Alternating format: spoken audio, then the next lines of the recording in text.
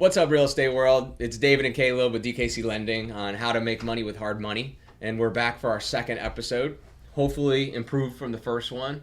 We got some new chairs, new mics, hopefully some better audio today. But today we wanted to talk to you about how to source and review a deal.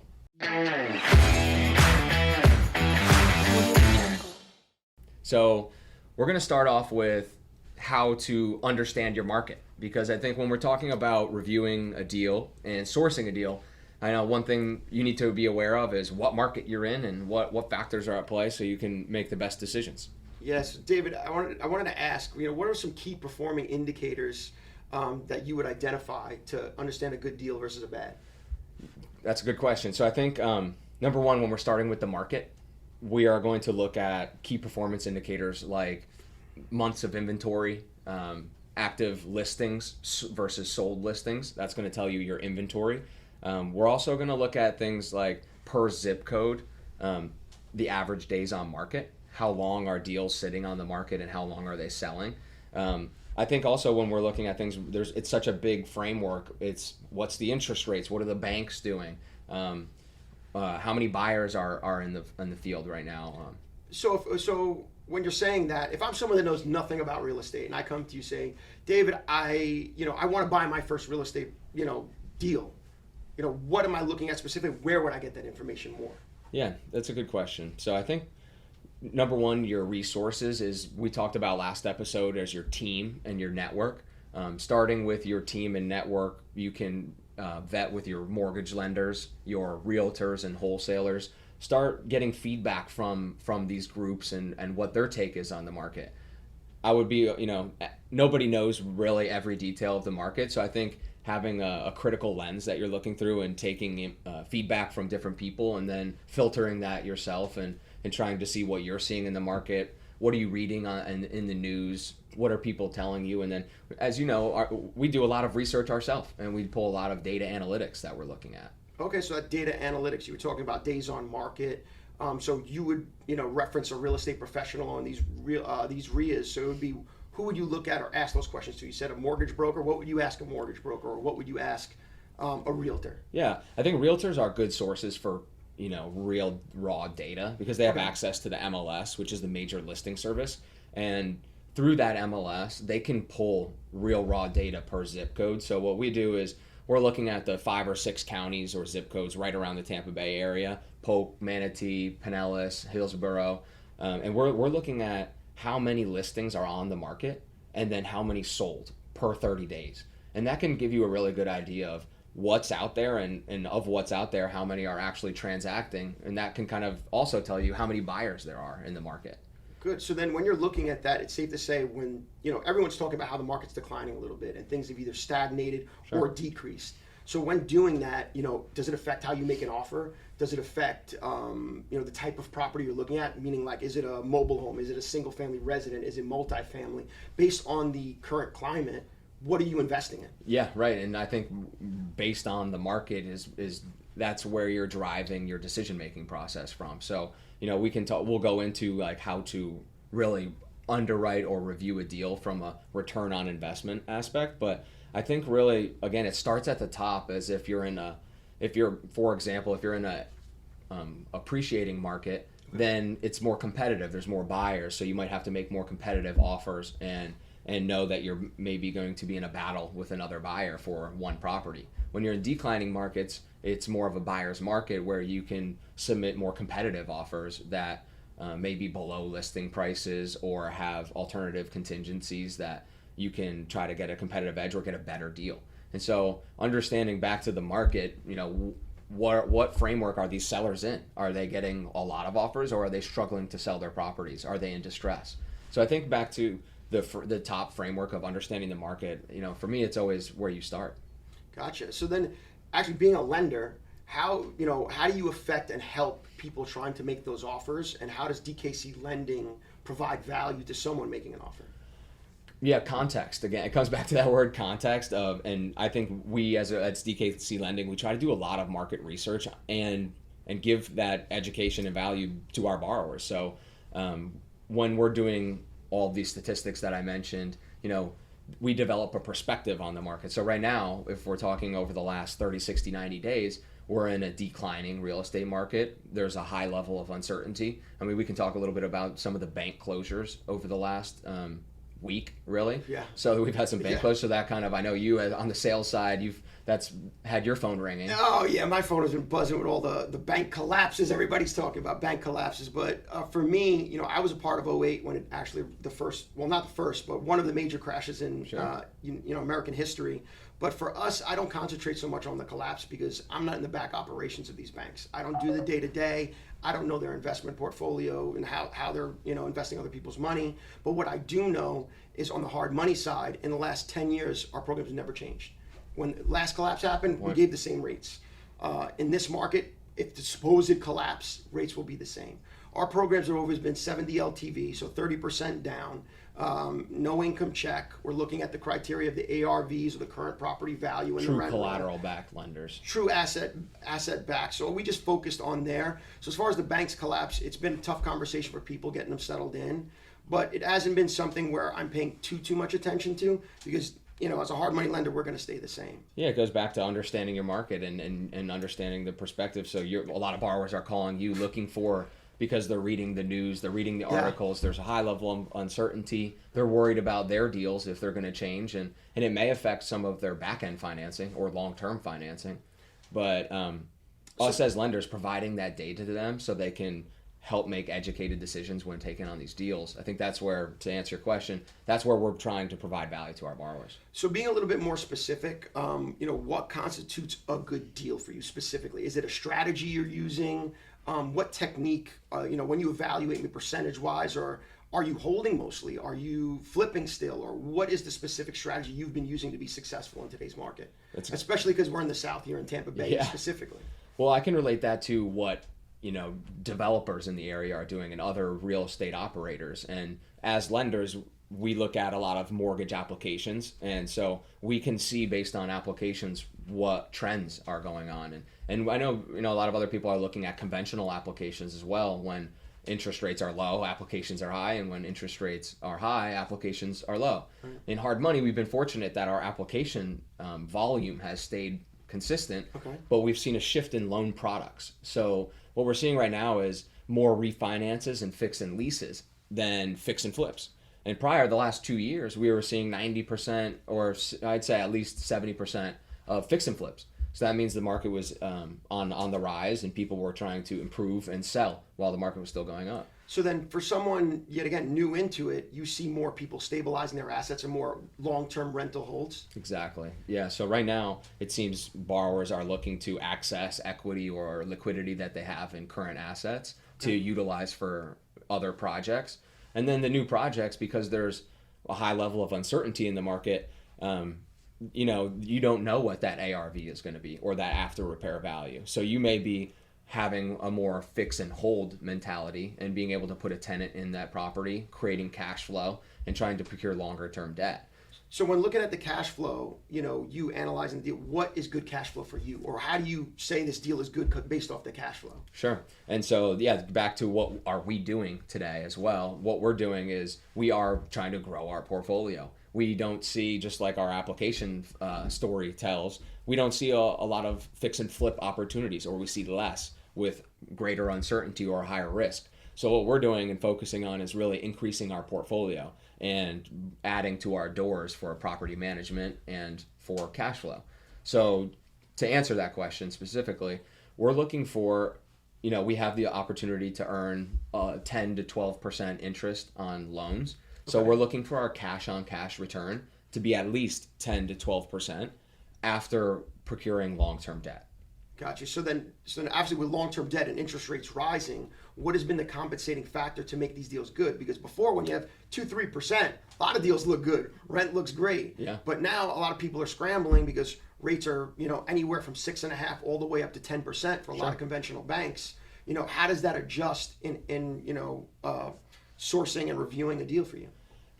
Having the right tools like we talked about last time and having the right pro formas to make sure that you're using accurate figures is where we start. And knowing, we've been getting term sheets from banks, so we know where those rates are at. Because, if you're running your pro forma at 5% and then you get a bank term at 7%, that can change your deal, to your point.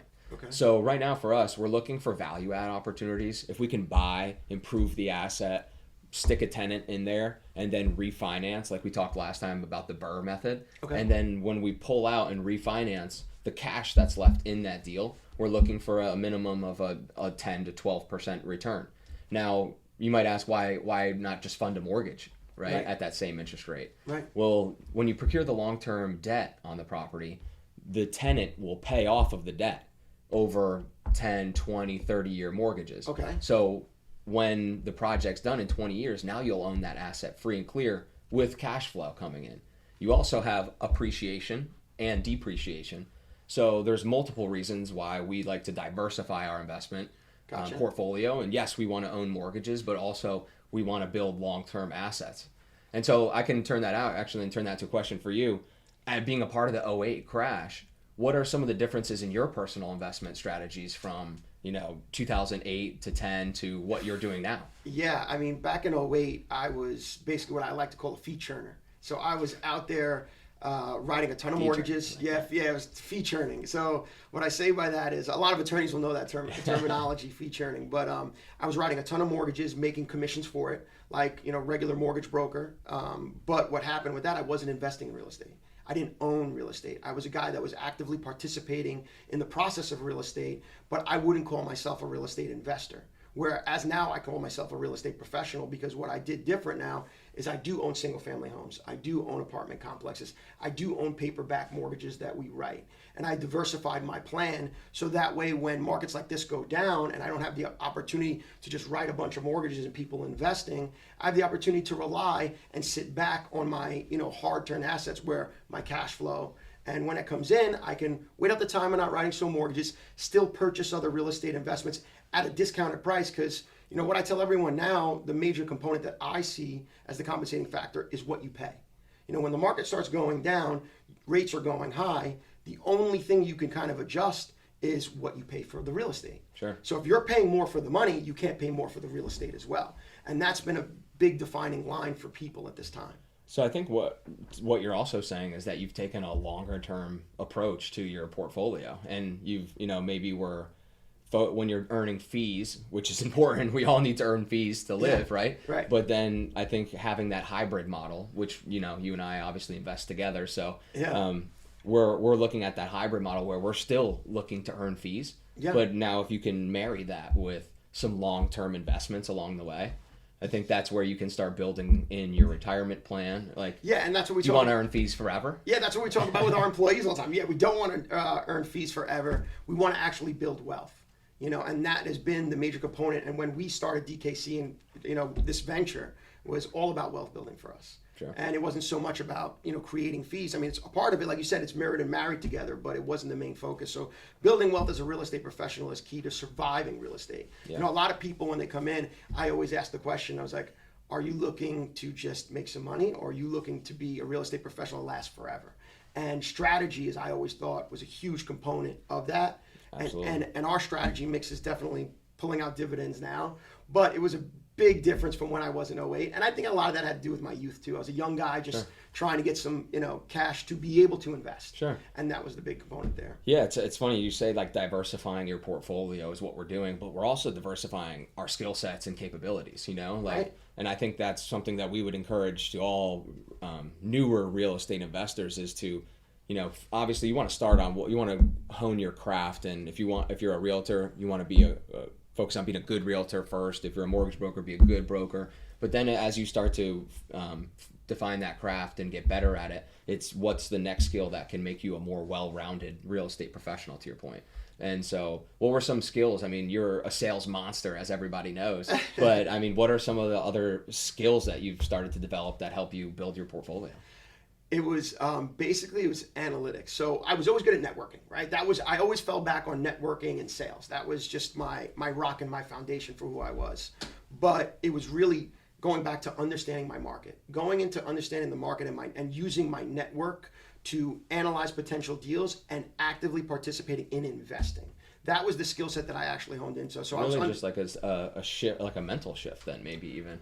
I would definitely say a mental in shift a strategy. and actually talking to you were a big part of that. You gave me information and you gave me perspective of investing, and that knowledge I helped with the combination of our partnership to turn that into long-term wealth building.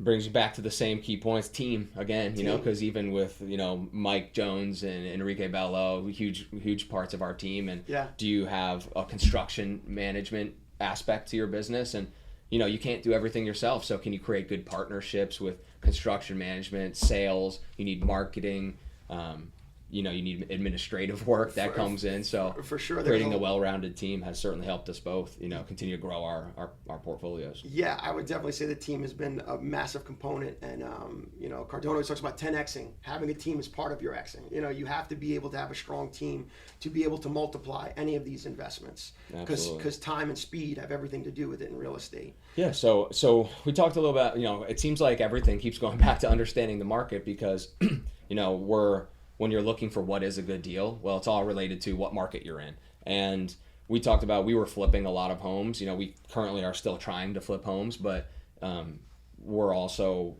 just dealing with the truth that's in front of us. So if our numbers aren't hitting on the flips, but we see an opportunity to hold and grow the portfolio, then that's what we're doing. We're also mortgage lending on the hard money side has, you know, as banks and these restrictions are tightening and interest rates are rising, it's a great opportunity for hard money, and we've seen that through application growth, and so that's kind of where we're focused now. Where do you find these deals? Let's kind of talk about where. So the sourcing side, right? The sourcing side, yeah. We know the market now. We know, you know, the criteria for a good deal. Now, where do we find these things? For us and for myself specifically, sourcing deals is going back to real estate professionals. So you go to your realtors, but then we have wholesalers. Wholesalers have, you know, they have actively participated in the market. Understand the difference between a realtor and a wholesaler. You know, realtors have a license, first off. Majority of wholesalers don't, but the way they get paid. So a realtor goes out, finds people who are usually looking for first-time home buyers. Some are investor specific, but wholesalers in general, they will go find distressed assets. They will sign a contract, you know, to purchase that property and make their money off an assignment fee. That assignment fee has no restrictions or no cap. Whereas a realtor, you know, between, you know, the seller and buyer side is usually typically a market standard. A market standard of 6%, and with a competitive market, it's even less. I mean, I've seen them for 4%, 5%. So they're inside of their license, they have restrictions. Whereas a wholesaler, their compensation is whatever someone's willing to pay for it. Sure. And whatever a seller's willing to negotiate their sale price for, and whatever the buyer he finds is willing to pay for the property. So there is no percentage gap on it. But when actively using sources like that, you know, they can give you property that's already with performers on it, saying, hey, if you buy this property, this is what it can be worth at the end of it. Sure. So they're a great source. And also, I mean, technology. You know, you have Facebook, social media. You have a bunch of different groups out there that you can access. People all the time posting, I have this property for sale, or, you know, I have this opportunity to invest in money and maybe JV a deal with me. So for someone who's just getting into real estate, you know, social media is a great one. RIA groups, you know, going to your local RIA groups, finding out where they are. They meet weekly. I mean, if you really look around on your social media, you'll find these groups all the time to access to, and you're going to find a bunch of professionals, guys who've been there for years and decades, who've been through cycles. Yeah, and last week we talked about building team. What a great place to do that. You can go to one RIA event and meet your title company, your lender, your realtor, your wholesaler, your construction manager, and maybe even your roofer too there. Right. I mean, you can at one event. At one event, and look at that, talking about networking and building a team. Yeah, that's the easiest way to do it, and I would say the most effective way to do it. And we found plenty of success in doing that. Sure. You know, so and consistency along doing that. I mean, you've done that for 10 plus years here in the Bay Area, and you know it's something that compounds, right? Right. Yeah. So for me, it's you have to be consistent. You have to rely on your team. And you have to always be consistent about attending the events, keeping up with your calls, and creating a database. I mean, we talked about technology. I mean, CRMs. Yeah, let's talk about the CRM for a moment. Do you think if you're a novice realtor or a real estate investor, I should say, should you have a CRM, or when should I get my CRM?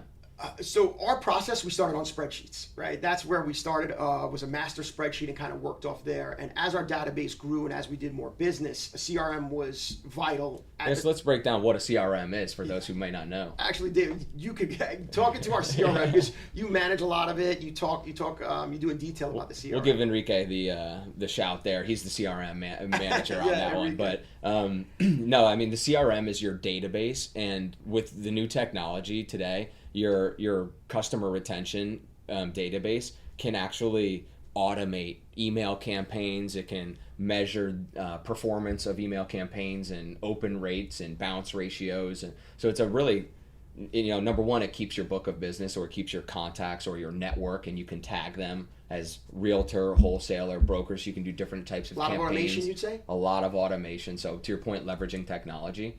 And I agree, but I think we used spreadsheets for years before we got to a CRM. There is a cost to CRMs, but if you're really looking to make aggressive growth, I can make an argument you should start the CRM right away, because it can amplify your growth, certainly through the automations. Yeah, so the ability to touch your network or beyond your network in a timely manner. Yeah, and that's a good point, because even now we find that with our increased marketing efforts, we have a book of business, and you specifically, of 10 years here in the Bay Area, and you may not get a call on let's say it's Sunday and you're looking for an application. In the past, you've shot out one email, right. And what effect has one email had? Oh, tons, great effect. I get people calling back all the time about our newsletters and items, and asking questions. And then I could be able to answer their questions, potentially create deals through it. Yeah. And it can happen at a snap of a finger, and I touch thousands of people with just one email and one push of a button. Talk about real estate Mike J, baby. So he posted an Instagram video, looking for deals, said, I got $2 million to spend over the next 30 days. And he had over, 8 or 10 deals that hit his inbox within 3 days. Actually, we were signing contracts and spending some money. That was a good thing. So we'll talk about network, right? So networking to grow your team. We talk about realtors and wholesalers to help find deals, and now we've talked about leveraging technology as well. Yeah, I mean, all those components, when you combine them together, is the recipe for success. And we've found it and we've used it. So for anyone actively getting in real estate, those are components you really want to focus on. Yet again, to have that success and make money, because that's what we're all here to do, right? We're here to make money. How to make money with hard money. That's right. Well, we have a little bit more time here, so let's talk about some due diligence aspects. And now you understood your market, you got the criteria for what a good deal is, and now you found one through your network, right? Yeah. So now you're under contract on your deal. Right. So you're under contract on your deal, and the first thing that you is an inspection. Right? If you don't know the property condition and you don't know what's going on with the property. So I'll just talk from an underwriting perspective of the loans. So one of the first thing we're looking at is that property condition. We want to know the roof, the AC age. We want to know how old the windows are, everything. Because when someone provides to us a rehab budget and we look at the inspection and they don't mirror each other and they're not, addressing the weak points of the property and improving them, red flag. Yeah. So we see a lot of people, take on properties sight unseen, and if you have done this for a long time and have done 30 plus homes, and what standard costs are for a 3-bed 2-bath at 1,200 square feet, if you had to do everything, you can really start to, but that comes through experience, right? And doing a lot of deals. Otherwise, we talk about all the time having some hard bids. We see, to your point here, is like, oh, the roof is going to cost you $7,000. Have you spoken to a roofer? Right. Have you gotten a quote? So then the other thing I would go, so Dave, you're step by step. So I just talk about inspections, but you're looking at it step by step when you're doing the due diligence. From A to Z, what would you do? Yeah, I think you're right on there, starting with the inspections. But once you get the inspections, it's really mapping accuracy of the rehab budget. And then once you take that rehab budget and you feel the accuracy is there, then you're putting that into context with the purchase price and your after repair value.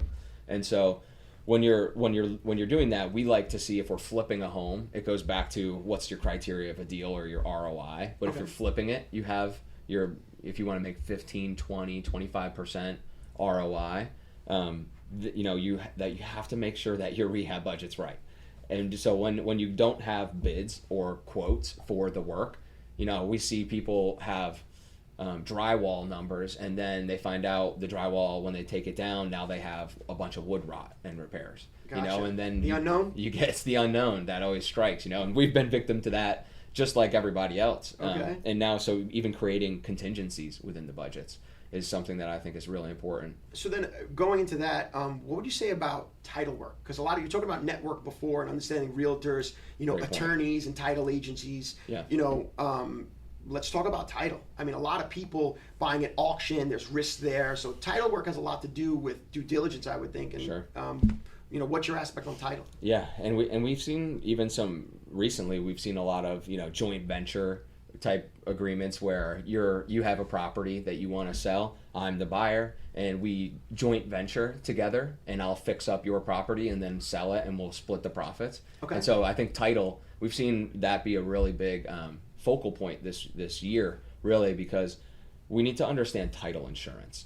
And so when you're doing a joint venture like that, or buying a property, whether it's at auction or a straight transaction through a wholesaler, you want to make sure that you're getting title insurance. Okay. And so title insurance is what provides you insurance that your title is clear and that you don't have any other liens, mortgages, code enforcement issues, open permits, utility bills that are due. And so when you buy that property for $100,000, you want to make sure there's not a lien on there for another $50,000, and now your purchase price, increased by 50% because you didn't do the proper title search or have the right title insurance. I would think that would blow the deal.